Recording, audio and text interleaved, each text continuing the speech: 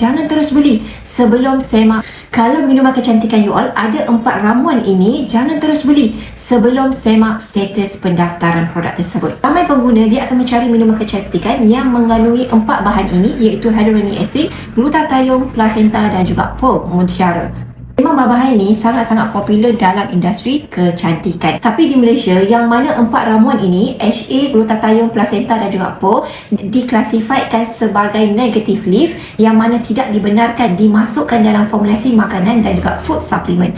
Tetapi tetapi ia dibenarkan di dalam formulasi untuk produk farmaceutical, yang mana produk farmaceutical ni perlu dapatkan kelulusan daripada MPRA, perlu dinilai oleh MPRA dan dapat kelulusan sebelum dipasarkan dekat pasaran Malaysia. Waktu pengguna harus wajib untuk cek status pendaftaran produk sebelum beli, especially untuk produk farmaceutical. Kalau you all ada minum minuman kecantikan yang mana tak tahu macam mana nak cek status pendaftaran produk tersebut, you all boleh cuba komen dekat di ruang komen nama produk, nama brand.